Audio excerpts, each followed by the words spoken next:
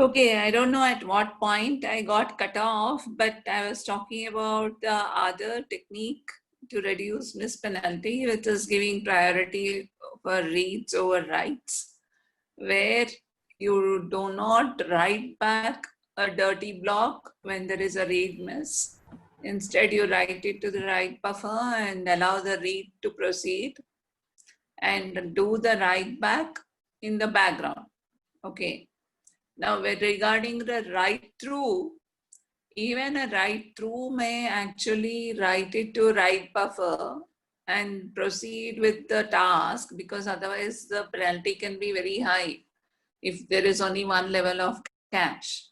So when you have a read miss, it is possible that the data you're looking for, the updated value of it, is in the write buffer. So you cannot issue a read to the lower level of memory unless the write buffer is empty.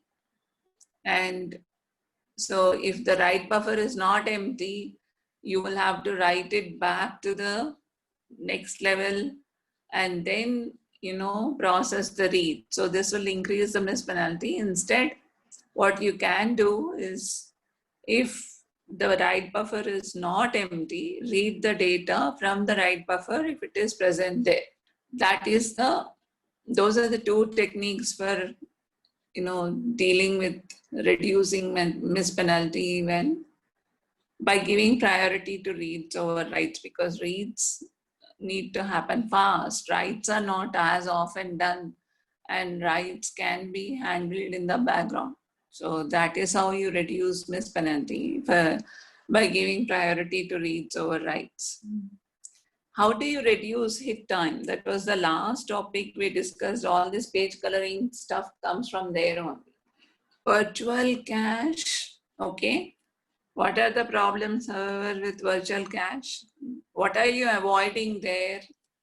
How is it reducing hit time if you use a virtual cache? Okay, it avoids address translation, good. So what are the problems with virtual cache because of which we are unable to use it? We identified 4 problems with it, right? One is that IO devices use physical addresses. There are the problems of aliasing, right? Yeah, it can have multiple copies, or aliasing is one problem, right? So when we do translation, whenever we do translation from virtual address to physical address in paging, we also make sure that the protection on the pages are followed, right? So if you have a read-only page, that is, if you have your code page, which is the text portion of your process address page, it will have only read and execute permissions. You can't write to the instruction page. Okay, such things are not actually there if you use virtual caches. Okay, context switching is the other, which is good. So the protection is not there, that you can't do with virtual caches. And context switching, the problem is that the virtual address space, is duplicated in all processes.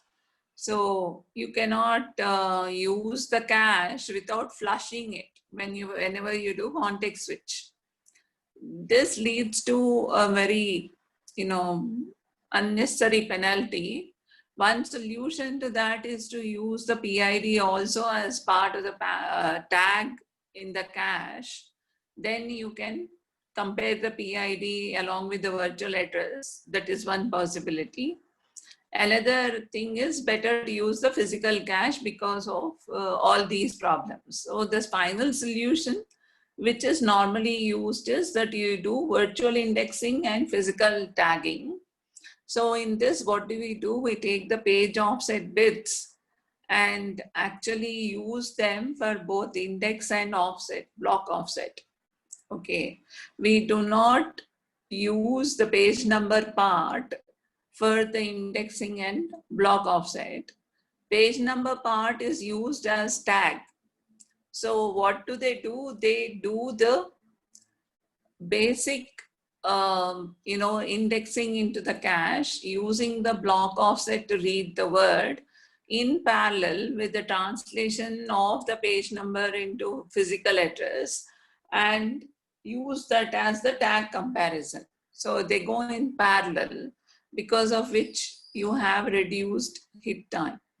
Okay, that is basically the virtually indexed physically tagged cache, which is what is used most of the time, right? Okay, so these are the 6 optimizations that we studied in the previous 2 classes. There are 3 things that I have put together for this today's class, but anyway, let's look at reducing hit time and try to understand that part. We have in fact 10 optimizations covered under 5 different techniques of them. So what are the techniques? You reduce the hit time, you increase the cache bandwidth, okay, reduce the miss penalty, reduce miss rate, and reduce miss penalty or miss rate via parallelism, which is involving the compiler. Okay. So hit time, how do you reduce? By using small and simple first level caches. Okay. Now the fast clock cycle times of processors, right? You have very high, very fast clocks nowadays in the processors, which means that your hit time has to be very small if you want your cache hit to take 1 clock cycle. If you take more than 1 clock cycle, okay, what is the problem? The problem can be that the processor can stall, right? In fact, if you have no solution to the problem, if the clock cycle of the processor is very fast and your hit time will take multiple clock cycles, then every time there is an issue of an instruction read or a data read to the cache, you're going to have to stall at least 1 clock cycle, right? Assuming you have 2 clock cycles that you need to read data, then you'll, for every instruction or data read, you'll stall 1 clock cycle. Now that's obviously going to be totally unacceptable. And so one solution is have small and simple first level caches, and the book gives a lot of graphs how as the size of the cache increases, the power consumption increases as well as the time taken to look up the cache increases. Okay. They also do it with set associativity. How increasing set associativity increases hit time as well as increases the power consumption. Why does the power consumption increase for set associativity? Because you have to do multiple tag comparisons in parallel. Okay. So you have to enable all that circuitry to compare so many tags, and therefore the power consumption goes up. So their solution, one of the solutions is to have small and simple caches. But recent trends, right, do increase associativity at level 1 cache, as Linus Torvalds also wrote in the thread that I read out a little while ago, and primarily also because the aliasing issues are well handled by this. What does it mean? It means that you're using the virtually indexed, physically tagged caches. So the thing is that because the page offset alone is used for index and block offset, the size of the cache will become small if you don't use associativity. Okay. Therefore, associativity has been increased for 2 purposes. One, to ensure that with a small cache, you can still handle multiple, you can still handle and get a better miss rate. Also to avoid aliasing. Okay. So these are the 2 things that have been done. I'll just talk about this and stop. Way prediction. So you have, let's take 2-way associative cache, right? So you have 2 ways there. That means that for every set, there are 2 blocks that are there, right? So let's say there are 4 sets and each set has 2 blocks. Then you have to check basically when you are talking about indexing, you index into one of the 4 sets and then you compare the tag with 2 blocks, right? You compare 2 tags and see which tag matches. If neither tag matches, then it's a miss. One of them matches, it is a hit. Once you know which block tag matches, then you actually read data of that block using the block offset. All right. Now, if you have a 4-way associative set cache, then you have to actually compare tags of 4 blocks. Now, as we said just a little while ago, this both increases the hit time as well as the power consumption. So what is the solution? This is the solution they suggest, way prediction. So you predict which of the 2 blocks or which of the 4 blocks will be likely to match on the next instruction issue or the next data issue from the processor. Okay, how do you predict it? You can predict it based on your spatial locality or temporal locality.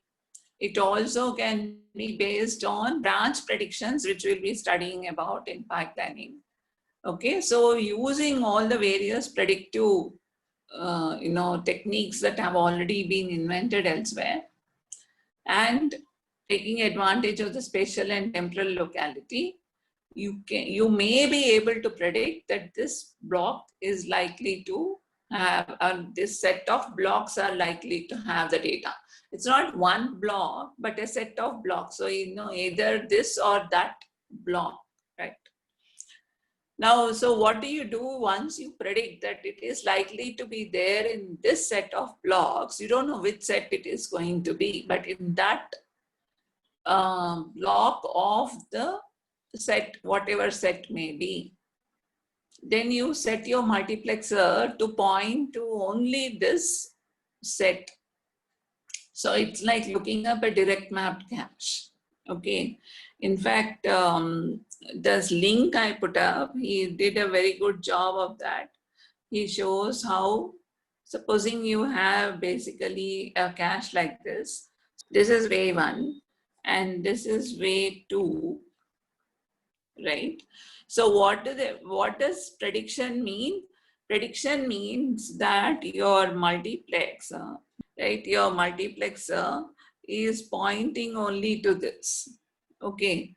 It's not going to, activate both the ways. It will activate only one way. So it can be, supposing you have 4 sets in your cache, then you will basically index only into this part of the cache. Okay. And which is equivalent to saying that it is a direct mapped cache. It's a direct mapped cache consisting of 4 blocks, not a set associative cache of 8 blocks. Okay, that's basically what happens with way prediction. You set the multiplexer early to what you have predicted, and based on that, you will only do one tag comparison. Therefore, right? You'll do only one tag comparison, and if that is a miss, then you do the other tags. Maybe if you have 4 associative set, in the second cycle, you do all the 3. Okay. So if most of the time your prediction is correct, then you will be actually gaining a lot in terms of hit time and power consumption. Now, they also talk about way selection, in which not just the way is predicted, but also the block is predicted.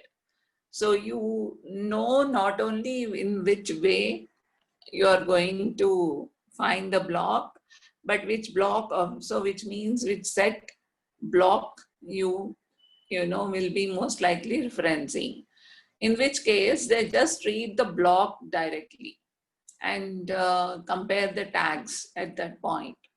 If it is a miss, then they have to redo the whole process of setting the mux and doing the indexing and then tag matching and all. So it becomes much more costly in terms of misprediction.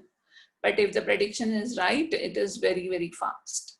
Okay, so this is wave prediction, and we'll talk about all the other techniques in the next week.